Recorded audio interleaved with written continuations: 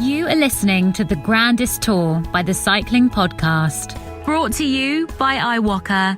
Flexible loans built for small businesses. iwoca.co.uk.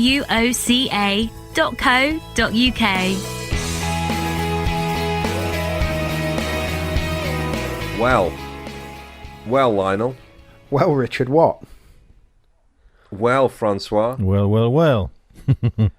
Well, what a stage that was at the Giro. We've again had a double header today, Giro and Vuelta action. But I think the Giro edged it today for drama and excitement and intrigue, didn't it? Lionel, you're looking skeptical. No, not at all. That. I mean, no, it's not even close as far as I'm concerned. No. I mean, the Giro was a barnstormer, wasn't it? The world jacket putting on championships really ignited on the Stelvio.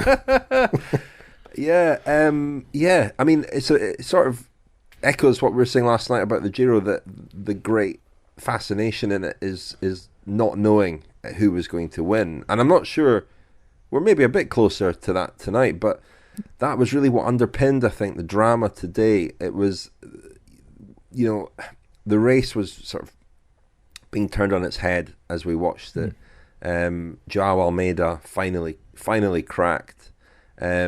But just so much intrigue, so much debate, and we'll hear from Joe Dombrowski again, who's got a great insight into putting on a rain jacket. In fact, and unlike what you just said, Richard, the race is tighter than ever. I mean, you got three guys within 15 seconds. So I mean, we're nearing the end of the Giro, and we have no idea whatsoever who is going to win that, and it's even tighter than it was before that stage. So yeah. Well, maybe at the end of our Giro discussion, we'll each pick the rider who we think is most likely to win. I'm not changing my. I made some sort of a gamble yesterday, naming an Ineos Grenadier. I didn't name him, but oh, you did. Yeah. So I'm sticking to my. Well, there's only one really in the running. Lionel, can you give us the headlines from a dramatic day? Yes, Richard. Well, first of all, the Giro stage 18 from Pinzolo to Laghi di Cancano, 207 kilometres over the Stelvio, the beautiful, mythical, legendary Stelvio. Fantastic camera work, I have to say, today. The way the way the pictures unfolded and told the story was fantastic. We had lots of shots looking down through the hairpins. We had helicopter shots giving us the picture of where all the riders were, and it was absolutely absorbing, wasn't it? As you say, João Almeida finally cracked quite early on the Stelvio climb, and was he had Fausto Masnada of Quickstep, his teammate, to help him, but the help was slightly sporadic, shall we say. We'll talk about that a bit.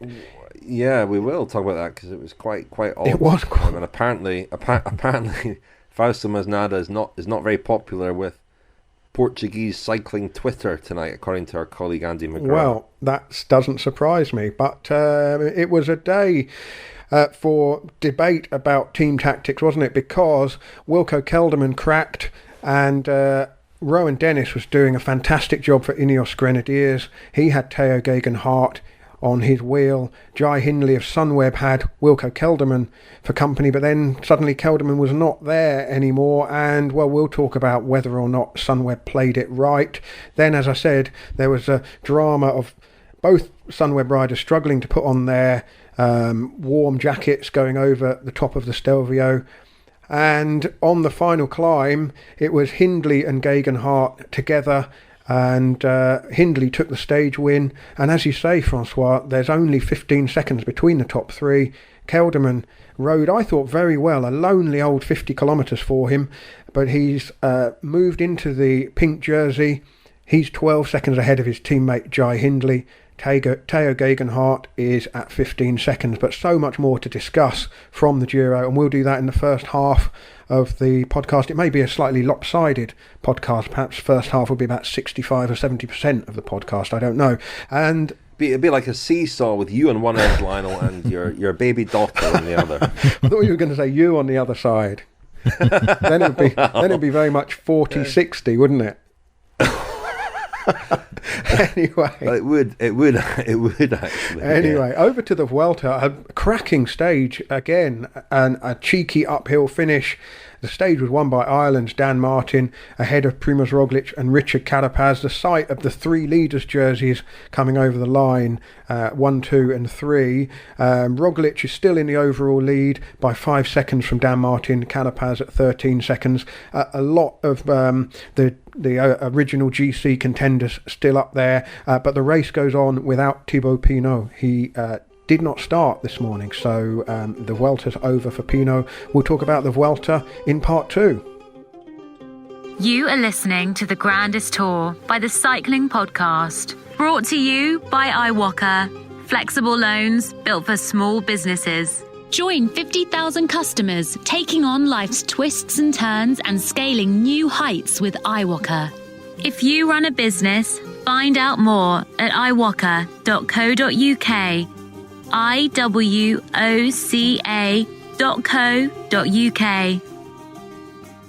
Thank you very much to our headline sponsor, iwoca.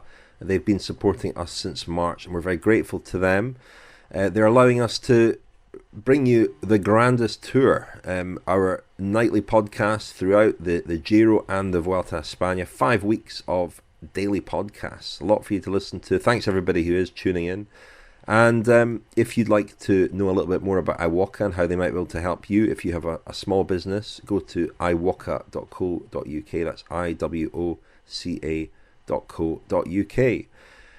Now, chaps, I don't really know where to start with today's stage of the Giro. There's a lot to talk about, but in case it gets missed, I want to just say a little thing about João Almeida, who has been, well, he's out the pink jersey now, and what a great ride from him. His first year as a pro, let's not forget. A young rider.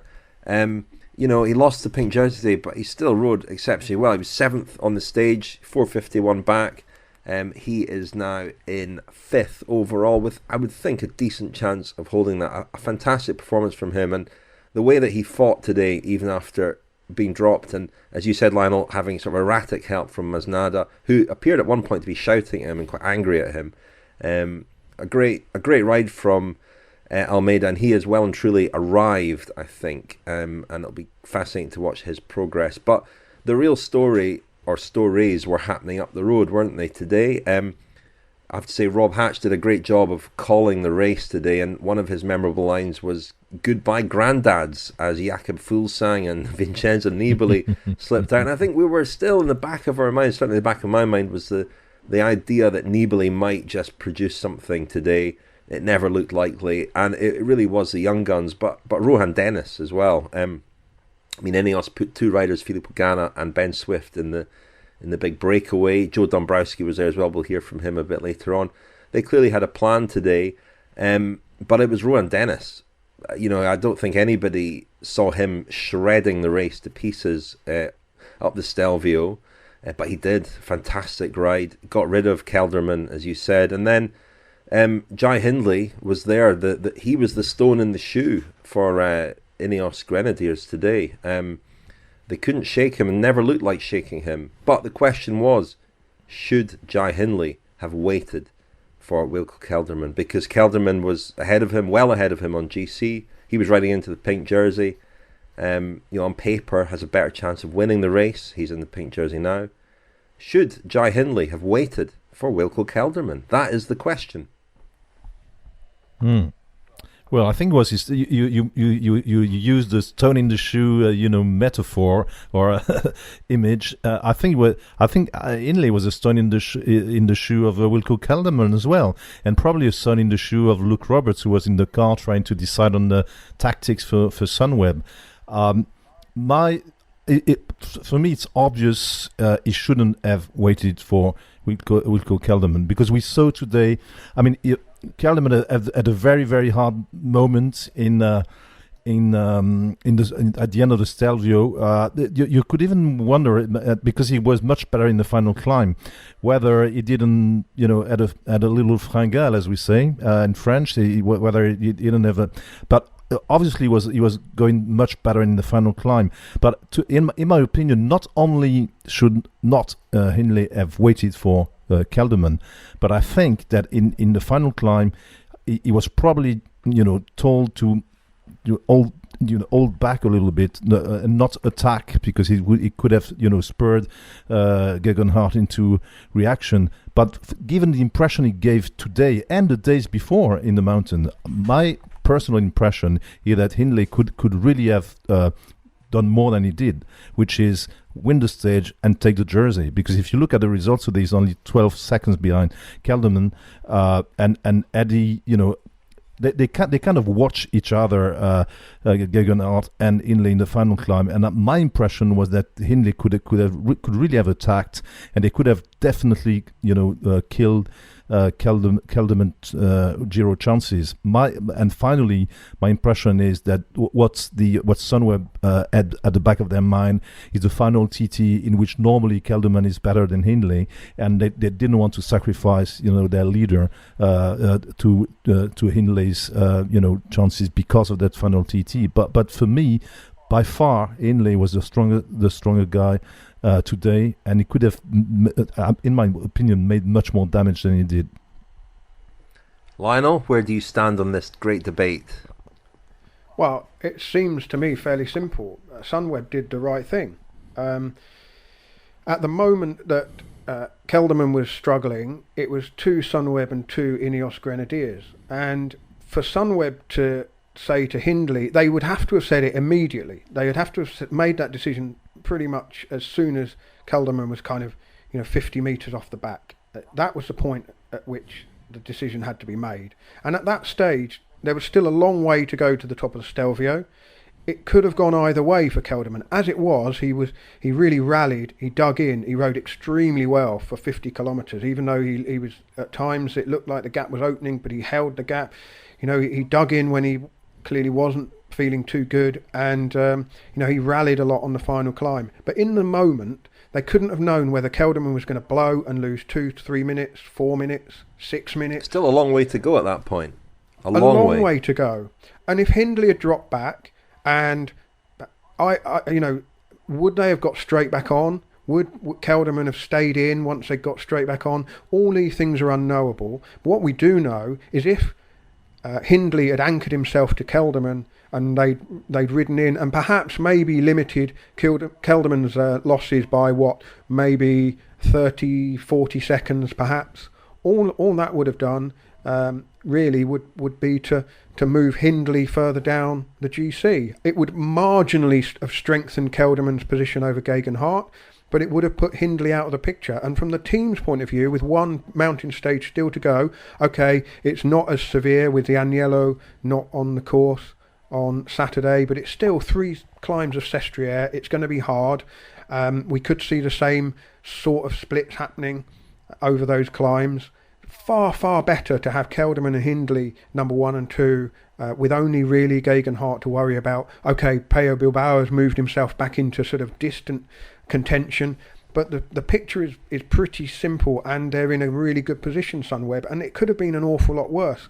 And Francois, you're exactly right in what you say. Hindley could well have made more on that final climb, but had he tried to attack Geoghegan Hart, it could have blown up in his face, and they could have been sat here tonight with Geoghegan Hart in the pink jersey, and then Kelderman and Luke Roberts and the whole Sunweb organisation really would have cause for grievance, and then they would have really messed it up. I think they played the percentages extremely well. The other point is that we were kind of talking about, Richard, this is your thing as well. If it hadn't been Hindley and Geoghegan Hart on the final climb, because Dennis would have been dropped and it would have been Geoghegan Hart on his own, suddenly Tao's race would have been completely transformed. Instead of riding side by side with Hindley up the final climb, both of them wondering what might happen, Geoghegan Hart in that similar position thinking, well, if I attack Hindley but don't drop him, I could be vulnerable to the counter-attack and my chance could slip.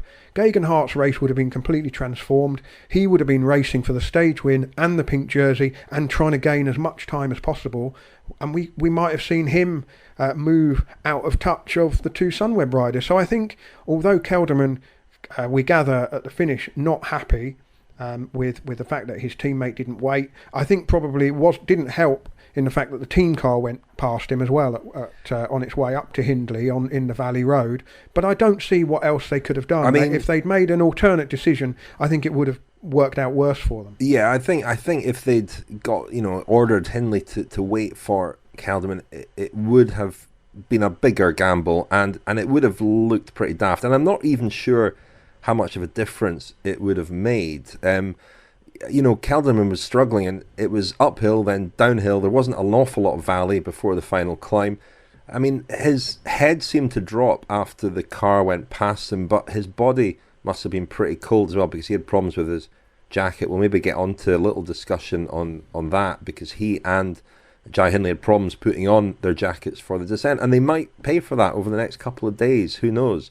It might sort of slow down their recovery. I always believe as well that having a rider with those two riders up the road, it can slow them down, because they've got someone sitting there who's not going to work. They're giving him a free ride.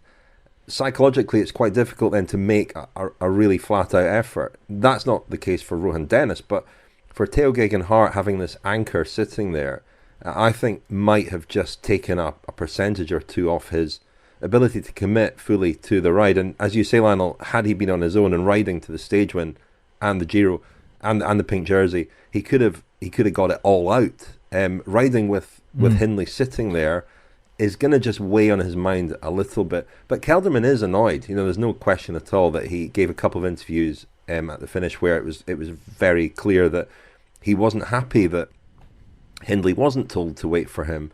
And I think, that the wider context of this is Kelderman's leaving the team. Hindley is not. Hindley's a young up-and-coming rider. They've now got two riders on the podium at the moment. But also, Kelderman is not one of your absolute bankers, to win a Grand Tour. He never did well in the third week of a Grand Tour. Never. No, had it been Nibali or Froome or even Bernal or Carapaz or somebody who's proven themselves before and done it, and if it was Kelderman just doesn't convince in the same way as those guys do, or Roglic or somebody like that, Dumoulin. It might have been a different scenario, but the hierarchy in that team isn't and probably shouldn't be all about Wilco Kelderman. Not when Jai Hindley is clearly going as well as he's going. We can wonder why Luke Roberts went to Hindley in the descent and left Kelderman there. What was it to? The official version is feeding. Well, Hindley was calling for the car. Yeah, he was calling for the car. Yeah, but my impression was that the tactics were being decided at that very moment, and I think the reason why also neither Hindley or Geogheghan Hart attacked on the final climb. They were both fearing the backlash. Had Geogheghan Hart attacked, Hindley would probably have countered it, gone for the stage win. And at the same time, as you said, Lionel, maybe Hindley was wary that Geogheghan Hart might have countered and they would have lost everything. Still, if you see the showing of Hindley in the mountains in the last couple of mountain stages, I can't see how. It'll be a tricky one in Sestriere in 2 days' time, because I can't see. But at the finish, as you say, Kelderman looked pissed off, but he looked really, really tired as well. And I can't see him recover and be a major contender or in Sestriere in 2 days' time. But I can really see Hindley being again, in a position to either win the stage or make up some time. So what do they do in Sestriere? All for Kelderman, or there's still headaches ahead of for Sunweb. A word on Tao Geogheghan Hart. We're talking a lot here about the Sunweb riders, but I listened to Tao Geogheghan Hart's interview after the stage, and what's clear is that he did not expect to find himself in this position. He sounds slightly bemused that he is in this position, and not speaking like somebody who really feels that it's on, and yet it is on. He's third on GC's 15 seconds down, And it's fascinating to look back at the first few stages of this race. The stage 1 time trial in Palermo, Hindley was actually the quickest of the three of those riders there, with Kelderman 13 seconds behind him, Tao Geogheghan Hart 36 seconds behind Hindley there. In the stage 14 time trial, Kelderman was the quickest, with Hart 37 seconds down on him. Hindley 152 down in that time trial.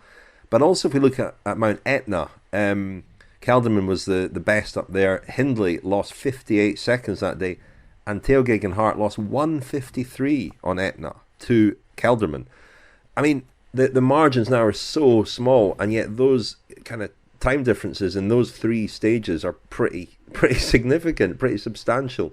That's why I'm saying the TT was probably what was at the back of Luke Roberts' mind and the Sunweb team's mind. You know, they tried to limit his losses today. I think in the finale of today's stage, because normally on he can win the Giro on the TT. That was the main thing. Well, the atmosphere. Sorry, Francois. I was going to say. The atmosphere at the Sunweb dinner table tonight might be as chilly as that descent of the Stelvio, because that was the other big talking point. Their inability, the Ineos riders, you know, Tao Geogheghan Hart and Rowan Dennis. 1 minute they were riding up there in their racing jerseys, the next minute they seemed to have their winter jackets on. I don't know how they did it or when they did it, whether they had drones maybe dropping them down onto them. You know, Team Ineos have thought of everything, haven't they? But I think it was like Mr. Ben. They just went into a shop and then they came out in the right outfit. Yeah. Well, from what I heard, we should check that, but they were not even the same jackets, because Hindley was wearing a special jacket with the white jersey on that had been given to him by the organizers. So Kelderman's and Hindley's jackets were not the same brand. So maybe it's part of the marginal gains, and Ineos Grenadiers have a training session in the change your put on your jacket course or something. But these skills can be the difference between winning and losing a race. Most famously in '98, when Jan Ullrich had a problem putting on his jacket and really suffered with the cold and probably lost the Tour de France that day. I remember speaking to Bobby Julich about it, and he was having similar problems on that descent, and eventually stopped and did manage to put. That's the way to do it. Yeah, I mean some guys. Yeah, he was really glad he'd done that. Yeah, I was listening to Eurosport France and I mean, the guys there, they were former riders. They were saying to Hindley and then not Kelderman, to Hindley, but stop. You'll make it back easily. Stop, put on your jacket and join the guys. And well, there you are. Certainly think that that would have been a smart play. I mean, when you think that we saw recently in the Tour de France, all the kind of effort and thought and just calm-headedness about swapping from a time trial bike to a road bike on the Planche de Belfi time trial, the time lost is factored in. What is it? Is it going to be 15 seconds, 30 seconds, whatever? But they make the calculation that it will pay back on the climb by being on a different bike. And of course, they're getting started again on not necessarily on the fastest bit of road.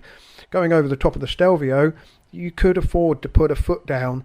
Just take a breath, get the jacket on. I mean, this is so easy for us to think from our comfy armchairs watching the Giro. But I was kind of crying out, it was a kilometre or so for Hindley to put on that jacket. A lot of nervous energy used. Exactly, stress, just the stress of doing it. He nearly came a crop and at one point. And the stress for all of us watching. Yeah. I mean, my blood pressure was through the roof. Yeah, I mean, end of the granddads in the old days, they would have put the newspaper pages on there. Well, on there. These days you can't put the laptop in your on your body. Full sang and legally stopped put their pipe and slippers for them at the summit. But as it happens, as I watched them both, the two Sunweb riders, struggle with their jackets, a conversation came into my head that I had recently with one of their sports directors, Hans Timmermans, who looks after mainly the women's team. But I was asking him quite a lot about what Sunweb had done in lockdown, and he emphasised that they'd really worked a lot on technical skills, as he called them. Well, here's what he said. We did also that they need to put out their leg warmers within 5 meters. So one on, one off. And I think in that part, we already make big steps into the technical part of cycling, which is also a really important part.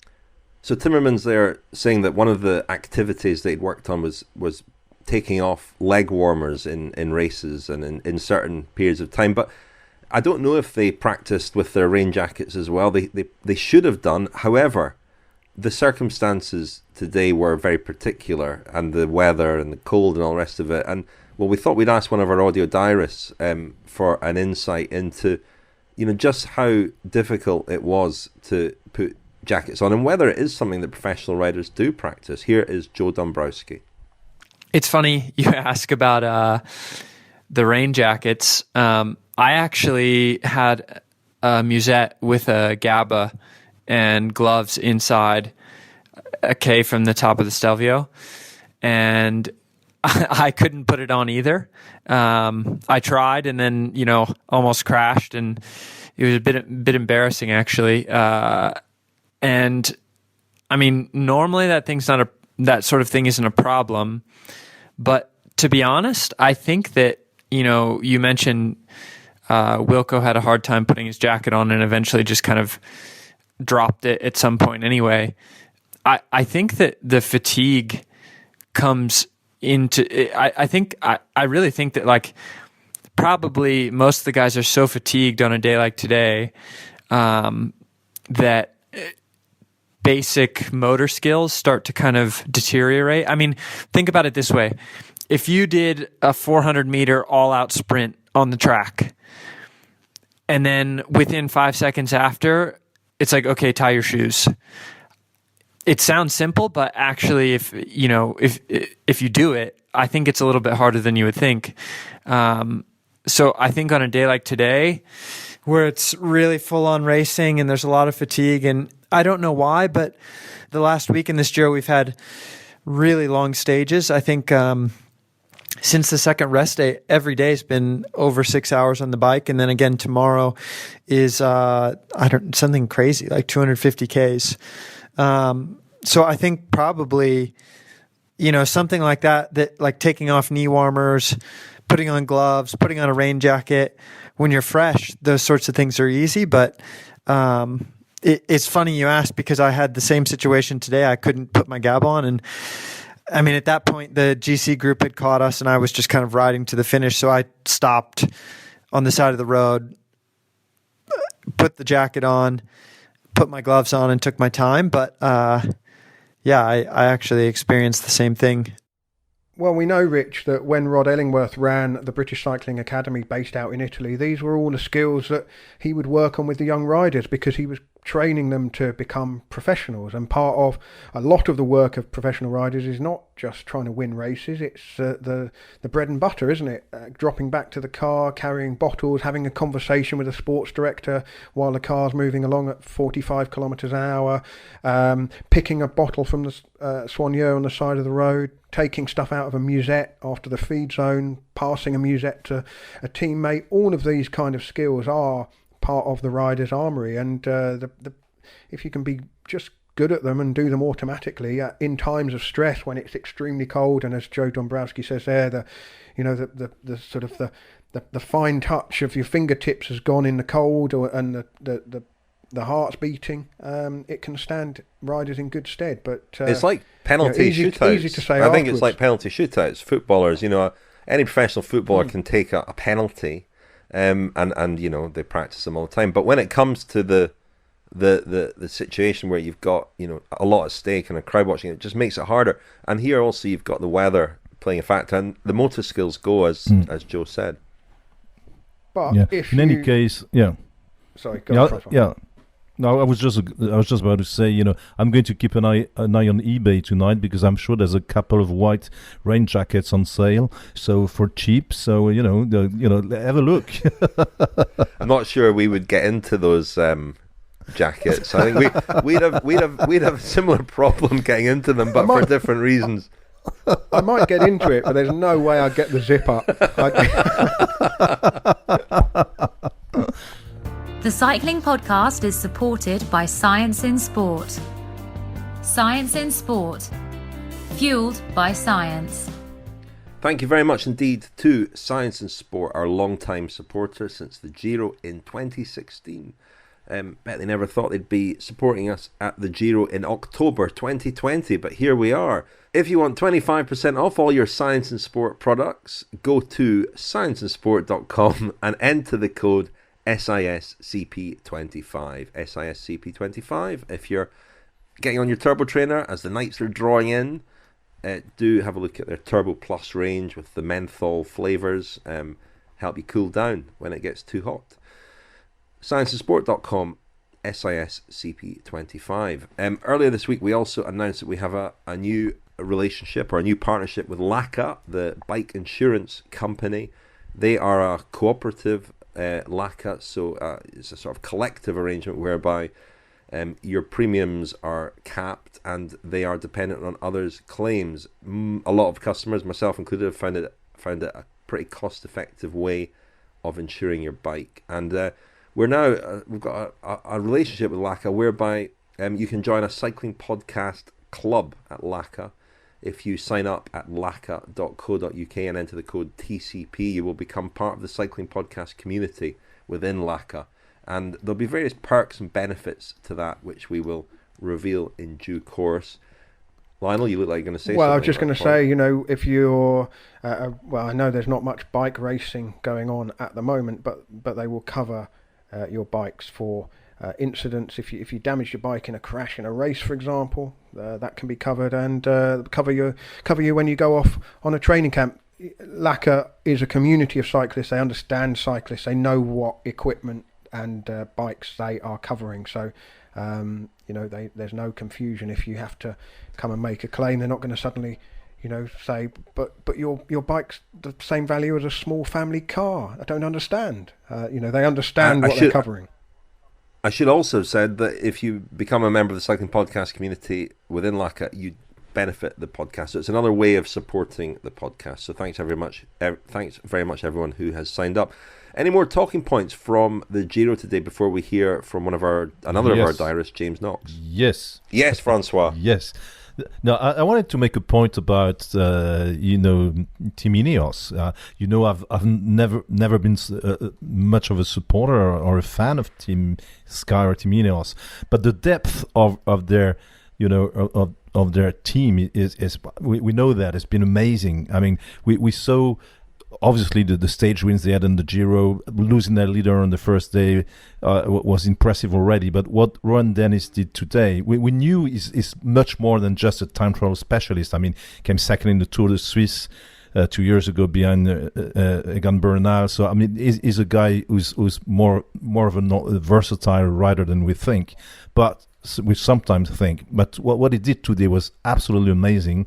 And once again, the depth of the team, on all terrains, even in the Vuelta, when you think that the three leading men for the past 10 years, I mean, Froome, Thomas, Bernal, are nowhere to be seen. They still have the means, the strengths, the crew to keep challenging, and they'll be obviously in contention to win this Giro. I still believe, still putting my money on the same guy, and I think that I mean the way Dennis rode, the way he sacrificed himself. He knows he's not the fastest guy in the team or in the world anymore in time trials, but it was sometimes Dennis's perception, the perception we have of Dennis is twofold, because he's a strange man.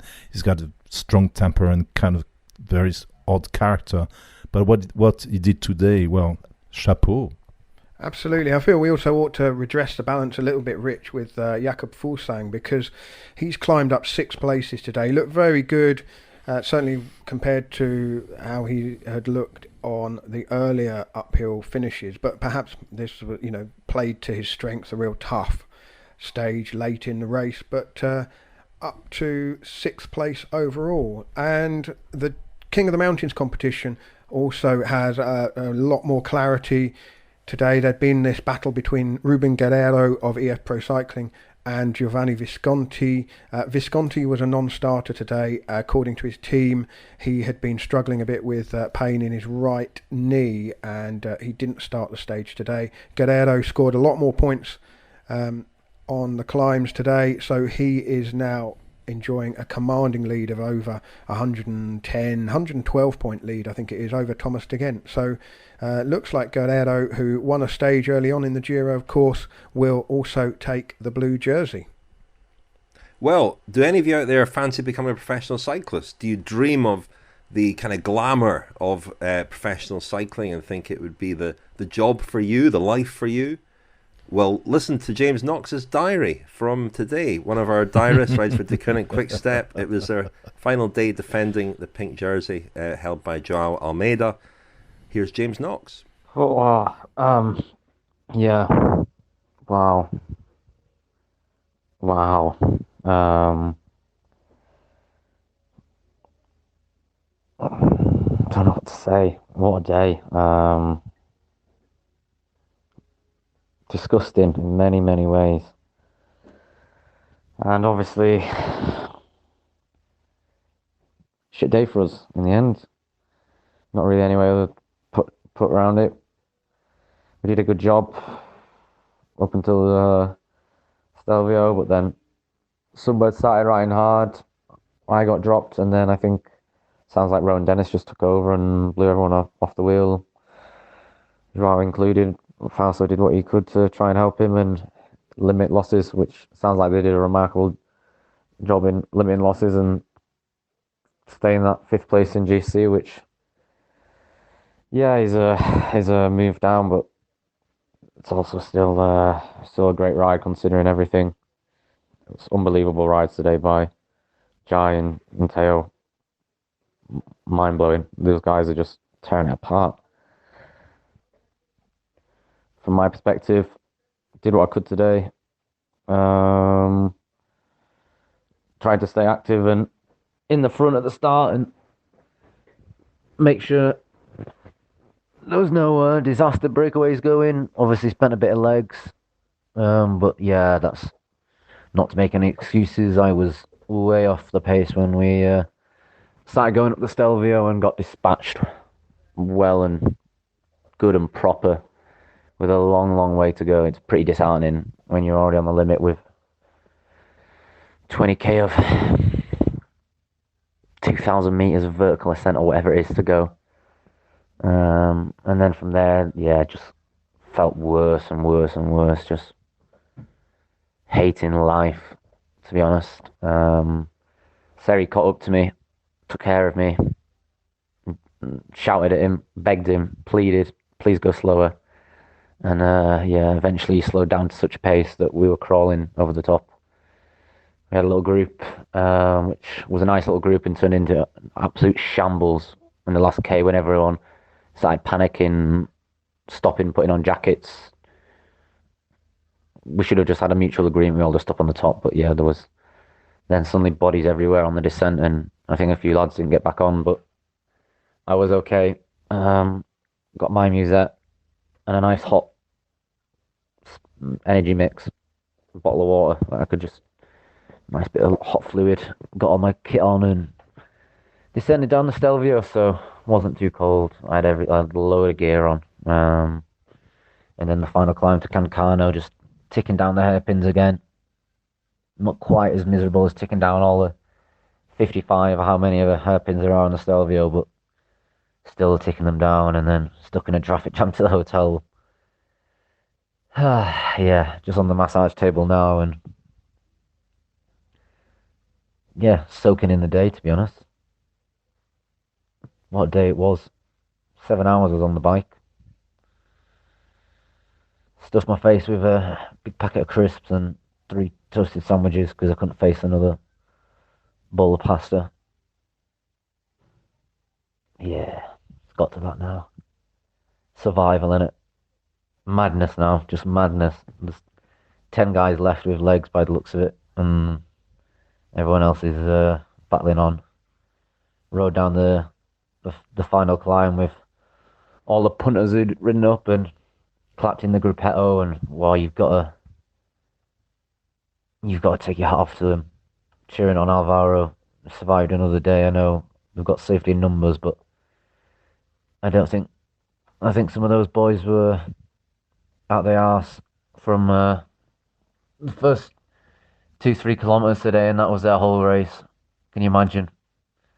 210 kilometers, chopping off behind the race, last ambulance and broom wagon following you. Yeah. So I shouldn't complain, it could always be worse, but those lads soldiered on, got through another day. 260 kilometres and rain to look forward to tomorrow. I honestly can't get my head around it. What's that all about? So grim. 260k, raining all day, pan flat roads. I'm just going to wear all my kit. I'm going to get all the hot cream on myself. Just sit last wheel. Count down the Ks. It's just, what's that all about? Stage 19. Yeah. Yeah, no one needs that, do they? But what can you do? What can you do? Yeah. Really surprised how hard this is. Don't know if I've been spending pennies when I haven't had them. All the emotional and whatever of defending pink jersey and all this, but yeah. I'm done now. Wow. So keep my head down for the next couple of days, see what happens, but just dreaming of Milan now. Big time. Big time. Well, I mean, that's a bit of a mood killer, isn't it? Really sells it, I mean, doesn't it? You know, people do occasionally make comments about the advertising in the cycling podcast. I mean, that's a from the horse's mouth. Negative, a bit negative advertising there for. You've got to sell it, James. I mean, I do sympathise with him though. 258 kilometres, I think it is tomorrow. It's more or less flat, as he says. The weather forecast is not great. I know the Grand Tours are often, you know, hostages to the start and finishes in towns that are available to host the race, but it does seem unusually cruel to have basically a classic length stage in between these two mountain stages, and it's that change of rhythm we've often talked about. It could be an extremely slow, long day in the saddle, and the climbers will have to get their climbing legs back again right off the start line on Saturday. So it's a real rhythm breaker tomorrow. Here's my prediction, though. I think James Knox will be up the road in the break on Saturday. That's what happens. That's what happens. You mark my words. Well, okay, we're going to move on to the Vuelta in a moment, but who's going to win the Giro first? Lionel, who is going to win the Giro? I hate doing this, but I think Tao Geogheghan Hart might win it. Francois, you think Tao Geogheghan Hart as well? Yeah, well, I didn't name the guy, but I said the Ineos Grenadier. So yeah, I think he will win it. I think he. I don't know. That's the feeling I have. He seems his form has been improving since the start of Giro, and this is what Grand Tour winners do. Kelderman is fading. Inlay is probably not good enough in time trials, and for me, I mean, yeah, the up and coming force is Geogheghan Hart. I mean, it's not impossible. I thought Kelderman was pretty impressive today to sort of crack a bit and come back from that. I thought was really impressive. He did sort of fade a little bit again towards the finish, but on the climb he really did rally pretty well.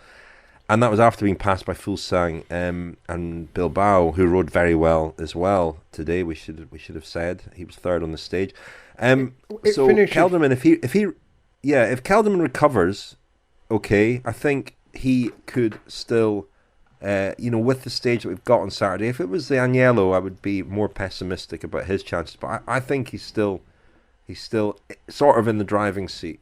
I mean, we should say as well, Stelvio, absolutely magnificent. It looked amazing. It was a beautiful stage to watch, and it really delivered today's stage. I think you've got to go with Tao Geogheghan Hart because the race finishes with a 10-mile time trial. I mean, that's bread and butter for anyone brought up with cycling in the UK.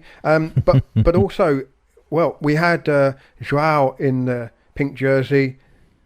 Then it could be Jai or it could be Tao. Jai, Tao. It's an amalgamation of João, isn't it? Put them together. I mean, well, there's an O missing from that amalgamation. And once again, I mean, the guys who did the race today, the guys who really made the Stelvio today were the Ineos Grenadier, were Dennis and Geoghegan Hart. They're the one who really, blew up the bunch and ruined Almeida's chances. All right, Mr. Ineos fanboy. So they'll probably do the same again in Sestriano. I think he's got the best chances. François really. I'm popping sure along the coast for lunch with Jim Ratcliffe tomorrow. Down in Monaco. How did you know that? How did you know that? Oh, brilliant! with my Sunweb rain jacket. Well, listen. Yeah. Let's get on to the Vuelta before we run into overtime as we did last night as well, and we probably will do tonight. But today felt like a stage that really worth kind of digging into in some detail. Dan Martin, he hasn't won a race in a long, long time. Very emotional. In his post-race interview, said it was his first win since becoming a father, having twin girls, almost exactly the same day as you became a father, Lionel, and you've not had a win since then either. So something you've got in common.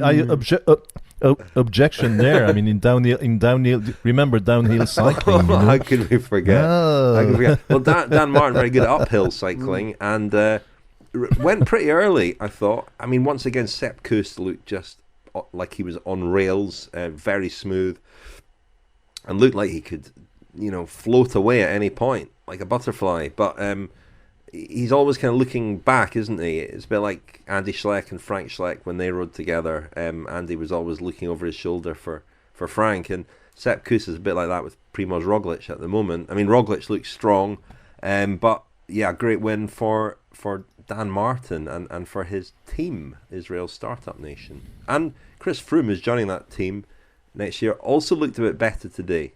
Yeah, had a little flurry on the front, didn't he? Kind of didn't recognise him out of the saddle and on the front. I don't know why. Yeah. His style didn't look quite the same. Yeah, the head keeps moving up and down, and yeah, you could tell he was Froome. Not as. It looked pretty similar to me, I must admit. Yeah, he was a mile. I think. How long did he last? A mile, maybe a mile and a half. A mile. No. Mile. Really? I said lots of good things about Ineos. So I mean, no, but you're right. It was nice to see him do the job and do his best. And as you know, we were mentioning the granddads. I mean, the Nibali's. There were far worse off, granddads than Chris Froome. I'm thinking of Dumoulin and of course of Thibaut Pinot. I don't know if Thibaut Pinot is a granddad, not yet. But anyway, yeah. No, it's nice to see Froome. Yeah. Doing his job. He'll go all the way probably in this Vuelta, I hope, which won't be the case for some other guys. Somebody didn't have such a good day, Esteban Chavez, who's been riding really well, and it's been nice to see him be really up there at the sharp end the last couple of days, but he had a puncture today at a really terrible moment, and he lost 4 places, so he slipped to 8th. Lost a minute or so today, Esteban Chavez. Not disastrous, but not ideal. And, the guy who helped him try to get back on was Nick Schultz, who's keeping an audio diary for us at the Vuelta. So we asked Nick for a little update tonight, and here's what Nick had to say. Stage 3. As you would have seen if you watched the stage, we had quite a bit of bad luck with Esteban on the final climb. He had a mechanical problem and had to first of all get onto Skabu's bike, which was way too big for him. So he was riding out of the saddle for a little bit and then had another bike change and got back onto one of his spares. At that point of the race, I was waiting for him and helping pace him back onto the bunch the first time, and then the second time just pacing for as long as I could before he sort of took over and did a time trial to the line. But he limited the losses quite well, considering. It was just really, really bad timing and really bad luck. But we certainly haven't lost any morale from it, and we'll keep fighting day by day and take every opportunity we can. So, yeah, I mean, the goal for the team is still, to look out for Esteban and Mikel and see what we can do there, and while looking for stage opportunities with basically anyone in the team. We've got a strong opportunistic team here, and we'll be looking to go after any stages that present themselves, and just be opportunistic and smart about the stages that we want to go for. So yeah, we'll see what happens in the coming days. Tomorrow could be a very fast day with a little bit of cross tailwind. So yeah, I think gear selection might be important. Might need to pull out the 55 tooth chainring tomorrow. Could be a very fast one.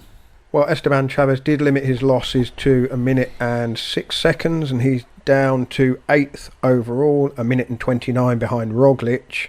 The same cast of characters at the top of the GC, isn't it, Rich? It's Roglic and Carapaz, but now with Dan Martin in the, what's that, Slovenian Ecuadorian sandwich. Doesn't really work. Doesn't really work. That. Doesn't really work. Well, Poles rode well today. He looked off the pace earlier, but fourth on the stage today. Pretty good ride from him. And Alexander Vlasov as well looked pretty good today. So one or two new characters coming to the mix. But yeah, we've had 3 pretty similar kind of stages with similar outcomes, really, haven't we? It's been a bit... When you have 1, 2, 3 with the 3 jerseys and the top 3 guys in the GC being top 3 guys in the stage... I mean that's been the Vuelta so far. Like it's already, all set. I hope it's not. But a quick word on, maybe not so quick, on Dan Martin. Dan Martin could be an example for the granddads. He's way past his 30s. He had 2 difficult years, lots of injuries. Crashed in the Dauphiné this year. Injured his back. And here he is. You could tell from day one that he is in great shape. I think, and you could tell in the interview. As he was really emotional about it. I think I heard he hadn't won a race for 834 days. If it's, I don't know if it's right, but you can check that. I saw that as well. Amazing. Yeah. Well, so yeah, it's great because I think we all like Dan Martin. He's a great rider, lots of registry. I mean, he can we remember his wins in Liège, Bastogne-Liège, Tour of Lombardy, and a couple of Vuelta stages, and it's great to see him back in there, where he belongs. Yeah, that last victory you're talking about was on the Mur de Bretagne in the Tour de France in 2018, and yeah, Richard, you commented about him going from a long way out. I thought it was far too far out. I mean, shows how much I know. But I mean, it was a real indication of confidence in his own strength, I think. I mean, he was racing against Carapaz and Roglic, who are also good on that kind of finish. So bodes well for Dan Martin. And we were talking last night, weren't we, about the fact that the Tourmalet stage on Sunday might be hanging in the balance. That is now significantly rerouted, isn't it? They're not going into France, and they won't be going up the Tourmalet on Sunday. That's right. Again, similar problem I think as in with the Giro and Saturday's stage, but yeah, they've rerouted Saturday's stage of the Vuelta as well, haven't they? Sundays, but yeah, they're going to Formigal, which is where Quintana and Contador ambushed Chris Froome with that incredible, basically it was a real heist, wasn't it? They got away and consigned Froome and co to a long chase and put him out of the picture. It was an extraordinary stage and a tough finish, a tough climb, but not quite the Tourmalet. But at least there's a stage on Sunday, and it will suit the same sorts of riders. It won't alter the race all that much, I don't think. Well, listen, chaps, we should wrap things up. We'll be back again tomorrow, of course, with more from the Giro and the Vuelta. Before we go, we'd like to say some thank yous to friends of the podcast. Thanks very much, everybody who's signed up at thecyclingpodcast.com. From me, a big thank you to Alistair Lum, P.A. Jones, Keith Brigham. I don't know, is that Keith Brigham or Keith Brigham? John Hope, David Morgan, Jacob Nielsen and Ewan Monroe. And a big thank you to Matt Higton, David A. Clark, Craig Starling, Rory Comber, Gemma Asker, Jackie Foster and Philip Chapman. And great thanks to William Carter, Jason Penny, Richard Wood, Thomas Anderson, Michael Shannon, Mark Stafford and Philip Kelly. And thank you to you, Lionel. Thank you, Richard. And to you, Francois. Thank you very much. We'll have Francois back in a few stages' time. Tomorrow we'll be joined by double Giro Rosa stage winner Lizzie Banks.